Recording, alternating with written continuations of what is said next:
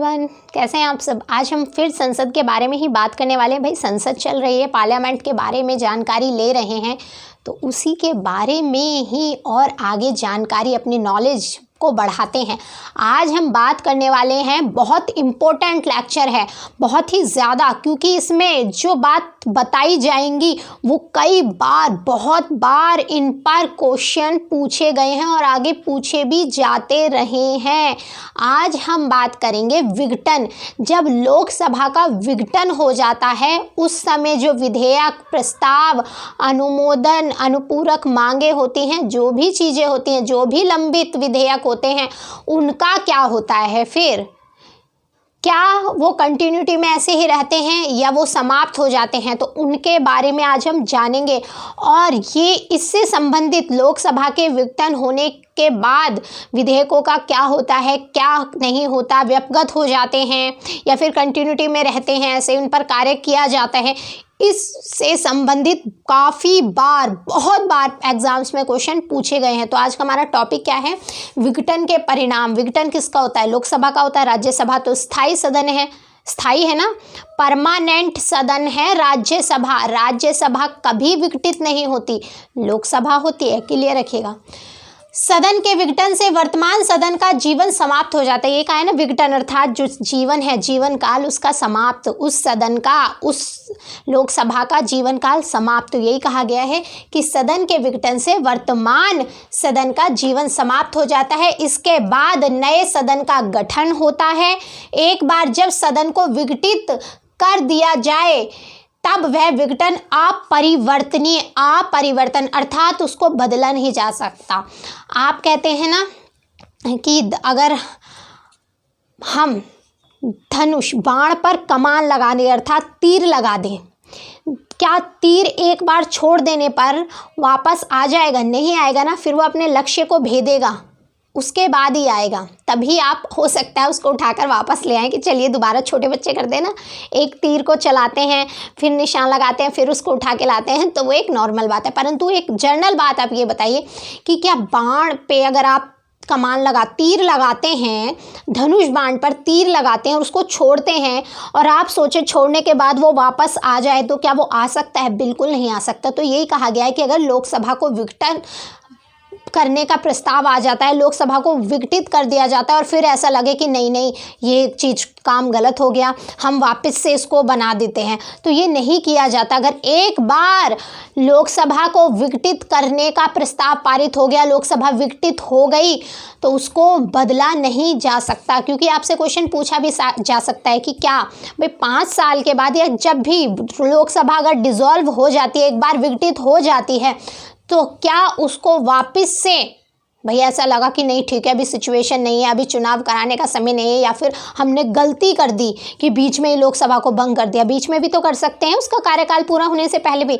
तो अगर ऐसा लगे, सडनली एहसास हो कि ये गलत काम हो गया, तो क्या वापस आप उसको बना पाएंगे? नहीं बना सकते। तो यही कहा गया है कि एक बार जब सदन को विघटित कर दिए जाने पर वह विघटन अपरिवर्तनीय होता है, मतलब परिवर्तन नहीं किया जा सकता, फिर उसमें विघटित तो विघटित।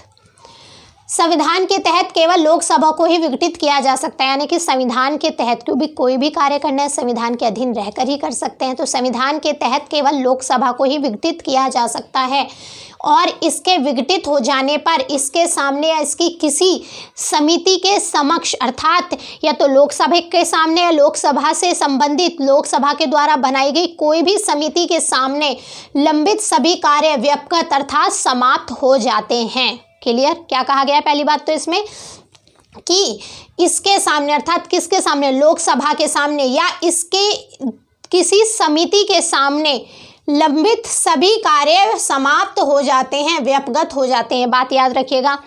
आप देखते हैं इससे संबंधित और कुछ कथन हैं और कुछ प्रस्ताव होते हैं, बहुत सारे प्रस्ताव होते हैं, अनुमोदन होते हैं, अनुपूरक पैसों की मांग की जाती है, तो उनका क्या होता है अगर लोकसभा विघटित होती है? तो विघटन यानी कि विघटित संसद, समाप्त संसद विघटित हो गई है अब तो विघटित संसद के रिकॉर्ड का कोई भी भाग आगे नहीं ले जाया जा सकता और नए सदन के रिकॉर्ड का कोई भी भाग आगे नहीं ले जाया जा सकता व नए रिकॉर्ड में समाविष्ट नहीं किया जा सकता। यानी कि पुराने जो रिकॉर्ड होंगे वो अलग होंगे, चाहे वो पूरे 5 साल करके 5 साल की समाप्ति पर अपना कार्यकाल समाप्त होने के बाद विघटित हुई है या बीच में विघटित हो गई। ऐसा नहीं है कि भाई बीच में विघटित हो गई तो अब जो नई सरकार आएगी वो इसी रजिस्टर में या उसके जो सारे कार्य करने के तरीके होते हैं या फिर जहाँ पर कार्यों को लिखा जाता है, आपको पता है ना, इनके अभिलेख होते हैं, इनके अपने पेपर्स होते हैं।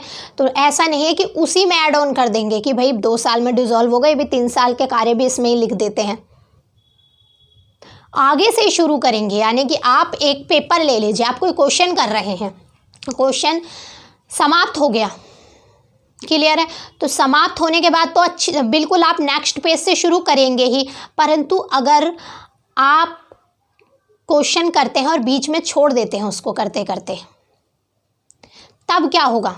तो यहाँ ये बात की गई है कि अगर आप बीच में भंग हो जाती है, बीच में भी छोड़ देते हैं, तब भी आपको नए पेज से यानी कि नए तरीके से ही कार्य स्टार्ट करने पड़ेंगे। ऐसे नहीं है कि जो अभिलेख, जो रजिस्टर, जो पेपर्स या जो भी जिसमें भी अभी लिखे गए थे मामले, जो भी चीज़ें पहली लोकसभा के द्वारा प्रयोग में लाई जा रही थी उसी के साथ जोड़ के आगे करे जाए, उसका अपना अलग था। आगे जो आएगी उसके अपने अलग कागज़ होंगे, अलग दस्तावेज होंगे, अलग रजिस्टर होगा जिसमें भी जो वो कार्य करते हैं, सब कुछ अलग होगा, सब कुछ नया। पहले वाली सरकार का पहले वाली सरकार के साथ, नए का नए के साथ। यही कहा गया है कि विघटित सदन के रिकॉर्ड का कोई भी भाग आगे नहीं ले जाया जा सकता और नए सदन के रिकॉर्ड का भी कोई भाग आगे नहीं ले जाया जा सकता व नए रिकॉर्ड में समाविष्ट अर्थात जोड़ा नहीं जा सकता। क्लियर है, ये बात याद रखिएगा। जो भी पुरानी के दस्तावेज पुराने अलग होंगे अपने, और जो नए आएंगे, नई सरकार, नई लोकसभा बनेगी, वो अपनी शुरुआत नए तरीके से करेगी। कुल मिला के सिर्फ इतनी सी बात है। विघटन के समय लोकसभा में लंबित सभी विधेयक, क्या कहा गया, जब लोकसभा विघटित हो गई है तो विघटन के समय लोकसभा में लंबित अर्थात जो पेंडिंग में है, लंबित से तात्पर्य है पेंडिंग, लंबित सभी विधेयक चाहे वह इस सदन में पेश हुए हों या राज्यसभा द्वारा इसके पास भेजे गए हों, व्यापगत हो जाते हैं। यानी कि ऐसा नहीं है, कई बार लोकसभा के द्वारा ही पहले विधेयक रखे जाते हैं और कई बार राज्यसभा के द्वारा कुछ विधेयक रखे जाते हैं। तो यही कहा गया है कि कोई भी विधेयक चाहे वो इसी सदन में पेश हुए हों अर्थात लोकसभा में ही पेश हुए हों या फिर राज्यसभा के द्वारा लोकसभा में भेजे गए हों उनकी सहमति के लिए, ऐसा कोई भी विधेयक व्यापगत अर्थात समाप्त हो जाएगा। क्लियर रखिएगा, ये ऐसे ही एज इट इज़ क्वेश्चन पूछ लिए जाते हैं। तो पहला क्या पढ़ा हमने कि विघटन के समय लोकसभा में लंबित सब विधेयक चाहे वह इस सदन में पेश हुए हों या राज्यसभा द्वारा इसके पास भेजे गए हों व्यापगत हो जाते हैं। पहली बात क्लियर। दूसरा, लोकसभा द्वारा पास किए गए विधेयक परंतु जो राज्यसभा द्वारा निपटाए न गए हों, यानी कि लोकसभा ने तो पास कर दिए गए हों, और लोकसभा आपको पता है 2 सदन है, दोनों सदनों की अनुमति होती है, तो लोकसभा ने तो पास कर दिया। अब लोकसभा ने पास कर दिया और लोकसभा किसके पास पहुंचाएगी, राज्यसभा के पास पहुंचाएगी। तो यही कहा गया है कि लोकसभा द्वारा पास किए गए विधेयक परंतु जो राज्यसभा द्वारा निपटाए अर्थात राज्यसभा ने ना सहमति दी अभी उनके पास हों, लंबित पड़े हों पेंडिंग में, तो राज्यसभा द्वारा निपटाए न गए हों और विघटन की तिथि को वहां लंबित हो व्यापगत हो जाते हैं। यानी कि जब विघटन हुआ है लोकसभा का, वो विधेयक जो लोकसभा के द्वारा पास कर राज्यसभा में भेज दिए गए हैं परंतु राज्यसभा ने उन्हें पारित नहीं किया है, जब लोकसभा विघटित हो रही है तो वो भी व्यक्तिगत समाप्त हो जाएंगे। तो ये शब्दावली एज इट इज याद करिएगा, कुछ भी पूछ सकते हैं आपसे, बिल्कुल ऐसे ही पूछ देते हैं, सीधे सीधे क्वेश्चन बन जाते हैं, सीधा बनते हैं क्वेश्चन। सभा के सामने पेश की गई याचिकाएं, कुछ याचिकाएं डाली जाती हैं कि ये चीज़ होनी चाहिए, नहीं होनी चाहिए, इस तरीके की तो कुछ याचिकाएं। तो सभा के सामने पेश की गई याचिकाएं जो याचिका समिति को निर्दिष्ट की गई हो वह भी विघटन के हो जाने पर व्यापगत हो जाती हैं। तो अगर आपसे पूछा जाए कि सभा के सामने जो याचिका रखी गई हैं, याचिका, तो याचिका भी, सिर्फ विधेयक नहीं, याचिका भी समाप्त हो जाती हैं। क्लियर। अब ये 3 पॉइंट्स देख लिए, इनको ऐसे ही याद करना है शब्द सहित, बिल्कुल ऐसे याद क्या करना है, अगर 1-2 बार आप रिवीजन करेंगे तो आपको ध्यान रह जाएगा। सीधी सी तीनों में यही बात कही गई है कि लोकसभा के में भेज दिए गए हों, राज्यसभा में भेज दिए गए हों तब भी वे अवगत हो जाएंगे, या लोकसभा ने पास कर दिए गए हों। तो यही 2-3 बातें कही गई हैं, सेम ही हैं, बस थोड़ा बहुत ही डिफरेंस है। आप ध्यान से एक बार पढ़ लेंगे, 1-2 बार आपको याद हो जाएगा, चीज़ें समझ में आ जाएंगी। याद नहीं करना मतलब समझना है। लोकसभा डिसॉल्व हो रही है तब क्या परिणाम होते हैं, और इससे बहुत क्वेश्चन पूछे जाते हैं कि लोकसभा का जब विघटन होता है तब क्या परिणाम होते हैं, जो प्रस्ताव होते हैं उनका क्या परिणाम होता है, ये याचिका, इन सब के बारे में क्वेश्चन है, कहीं से भी पूछ लिया जाता है। राज्यसभा में पेश किए गए विधेयक जो लोकसभा द्वारा पास ना किए गए हों परंतु अभी राज्यसभा में लंबित हो, व्यपगत नहीं होते। क्या कहा गया है कि राज्यसभा में पेश किए गए विधेयक, क्या कहा गया है, राज्यसभा में पेश हुए हैं। पहली बात तो ये याद रखिएगा, यहाँ लोकसभा में पेश हो रहे थे, ठीक है, तो राज्यसभा में पेश किए गए, जिनकी शुरुआत राज्यसभा में की गई है परंतु अभी तक वो लोकसभा में पहुंचे नहीं है। यहाँ जो हमने तीनों में बात करी वो राज्यसभा में या तो राज्यसभा के द्वारा वो पेश ही नहीं किए गए थे, या फिर पेश किए गए थे तो वो लोकसभा में पहुंच गए थे।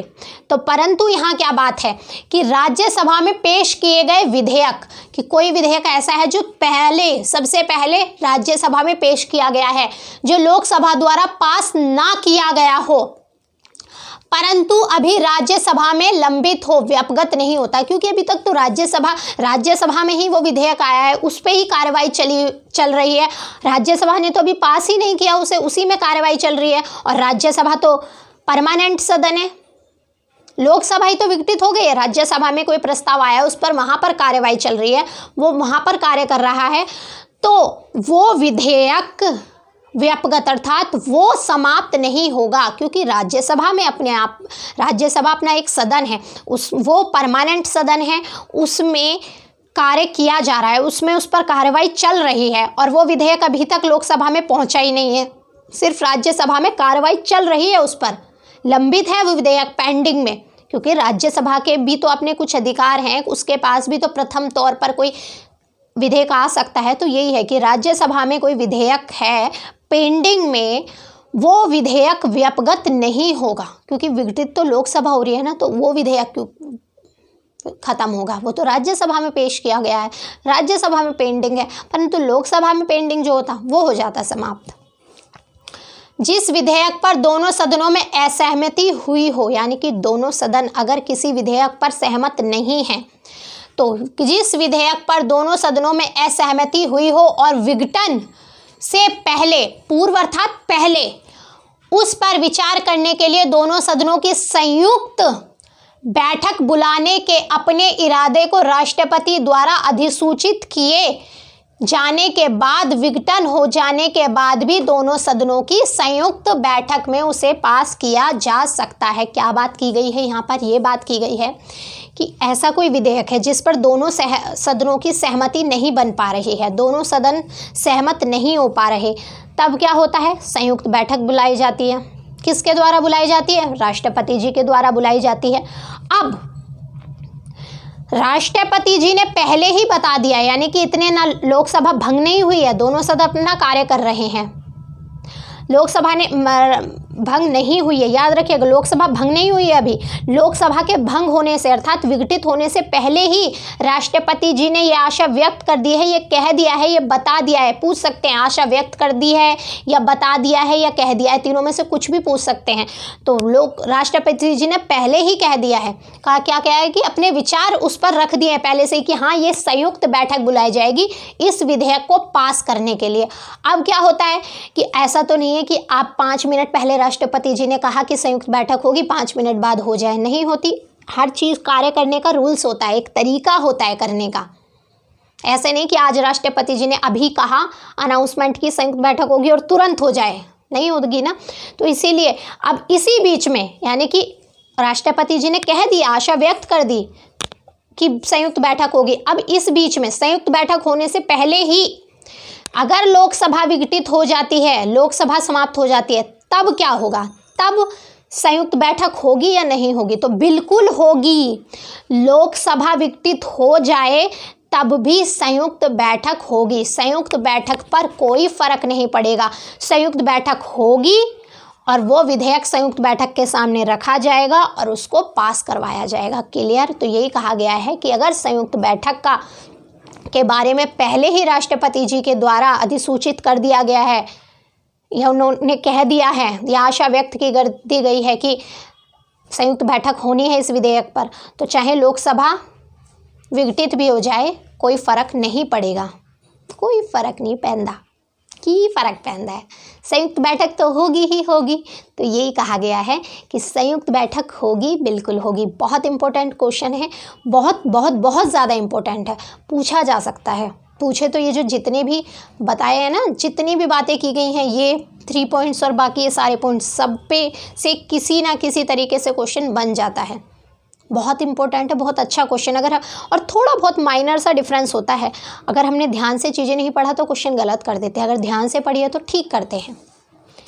दोनों सदनों द्वारा पास किए गए व राष्ट्रपति की अनुमति के लिए उसके पास भेजे गए विधेयक लोकसभा के विघटित हो जाने पर व्यपगत नहीं होते। क्या कहा गया है कि आपको पता है कि जब विधेयक लोकसभा और राज्यसभा दोनों से पारित कर दिया जाता है, उसके बाद वो राष्ट्रपति जी के पास अनुमति के लिए जाता है। जब राष्ट्रपति जी उस पर अपनी अनुमति दे देते हैं, अपनी हाँ भर देते हैं, हस्ताक्षर कर देते हैं, जो भी आप कहना चाहें, जब वो अपनी अनुमति दे देते हैं, उसके बाद ही कोई विधेयक कानून का रूप धारण करता है, उससे पहले नहीं करता।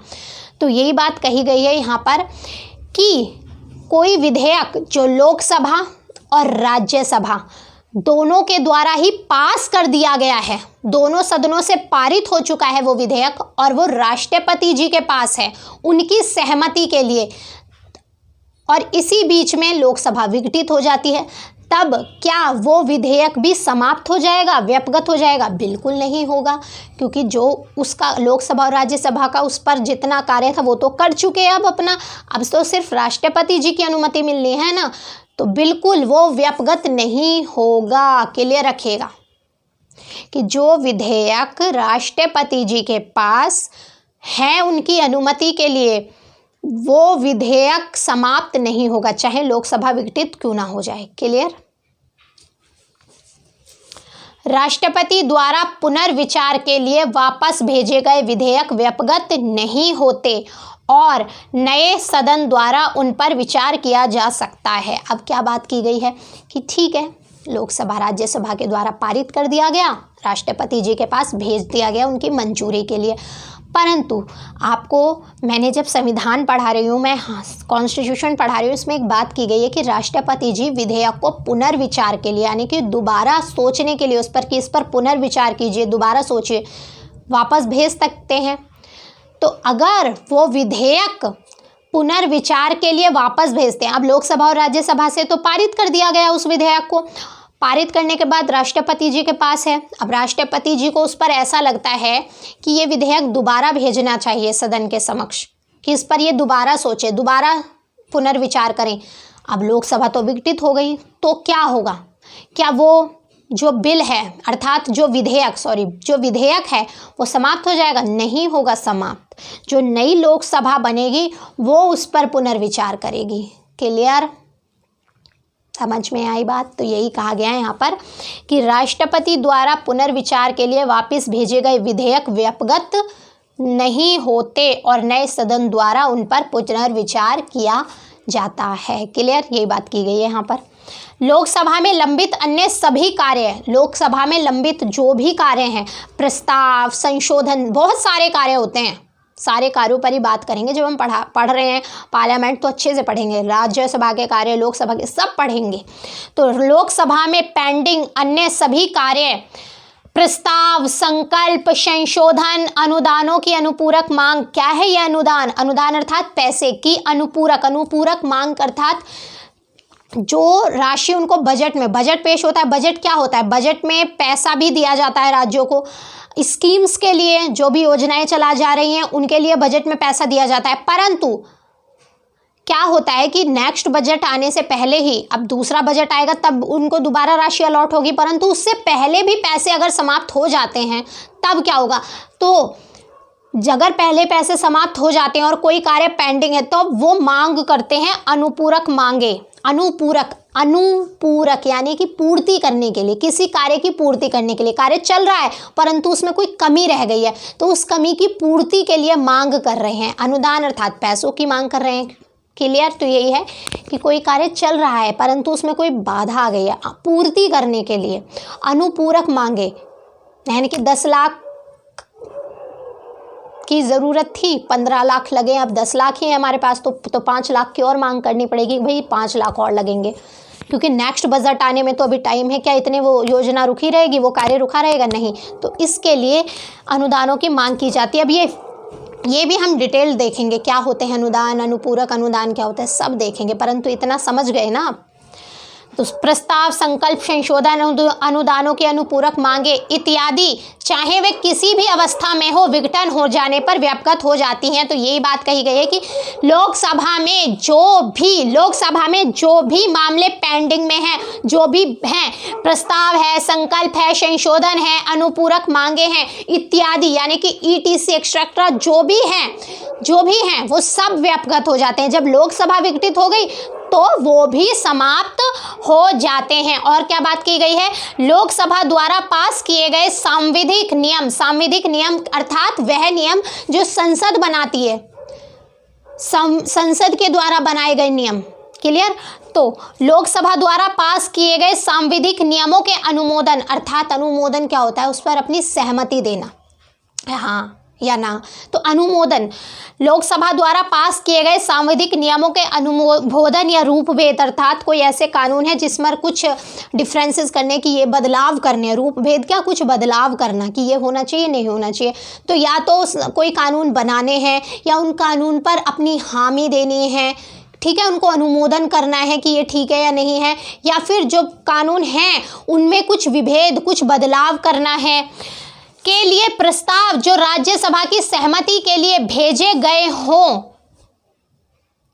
यानी कि लोकसभा के सांविधिक नियमों के अनुमोदन, रूपभेद से संबंधित प्रस्ताव। अब ठीक है, लोकसभा ने नियम बना दिए, कानून बना दिए, उसमें डिफरेंसेस भी कर दिए, जो बदलाव करने थे वो भी कर दिए उस कानून में, परंतु सदन 2 हैं तो दूसरे सदन के भी पास भेजना आवश्यक है, उसकी सहमति भी आवश्यक है। तो यही कहा गया है कि प्रस्ताव जो राज्यसभा की सहमति के लिए भेजे गए हो या इसी प्रकार राज्यसभा से लेकर लोकसभा के पास भेजे गए हो, वे भी लोकसभा के विघटन से व्यापक हो जाते हैं। क्लियर? तो यही बात है, दोबारा देखिए इसको कि लोकसभा द्वारा पास किए गए सांविधिक नियमों के अनुमोदन, रूपभेद के लिए प्रस्ताव जो राज्यसभा की सहमति के लिए भेजे गए हों, या फिर राज्यसभा में अगर वो नियम बन रहे हैं, राज्यसभा ने पहल की है उनको बनाने की, तो राज्यसभा के द्वारा लोकसभा के लिए भेजे गए हों, तो वह सभी विघटन के बाद, लोकसभा के विघटन के बाद समाप्त हो जाते हैं। क्लियर? लंबित आश्वासन व्यापक नहीं होते। लंबित आश्वासन यानी कि आश्वासन, लंबित आश्वासन, आश्वासन क्या, हाँ जी ये कार्य होगा, बिल्कुल होगा कब पता नहीं, लंबित है, काफ़ी टाइम से पेंडिंग में, आश्वासन है, चल रहा है, हो रहा है। सरकारी कार्य नहीं होते कभी कभी, हमेशा नहीं कहती मैं बात, परंतु ऐसा होता है ज़्यादातर, आज भी हो रहा है जी काम, बिल्कुल हो रहा है, होगा, चल रहा है, प्रोसेस में है। तो यही कहा गया है, आश्वासन दे रखा है ना आपको, हो रहा है, बंद नहीं है, हो रहा है, परंतु कब होगा, कितने समय तक होगा, कहाँ पहुँचा है, कहाँ नहीं पहुँचा है, ये कुछ नहीं पता। लंबित आश्वासन व्यापक नहीं होते और नई लोकसभा के सरकारी आश्वासनों संबंधी समिति उन पर विचार करती है, क्योंकि वो पेंडिंग में पहले से ही कुछ मामले पड़े हैं जो लंबित है, आश्वासन में है कि हाँ भाई आश्वस्त हैं कि ये काम होगा, परंतु कब होगा, कैसे होगा, पता नहीं। तो लंबित जो आश्वासन मामले आपसे पूछा जाए, लंबित आश्वासन वाले मामले भी हो जाते हैं समाप्त? तो बिल्कुल नहीं होते। जो नई लोकसभा आती है अब वो देखते हो उन आश्वासनों को कि भाई इनका क्या करना है। तो ये कुछ बातें थी और बहुत महत्वपूर्ण बातें हैं, इनसे सीधे सीधे क्वेश्चन बन जाते हैं कि विघटन अगर लोकसभा का होता है तो उसके परिणाम क्या निकलते हैं, क्या रिजल्ट होता है उसका। क्लियर? तो आई थिंक आपको समझ में आ गया होगा, नहीं आया तो दोबारा देखिए जाकर, बहुत बार इससे क्वेश्चन पूछे जाते हैं, पूछे जाते भी रहेंगे। चलिए आज के लिए इतना ही रखते हैं, धन्यवाद।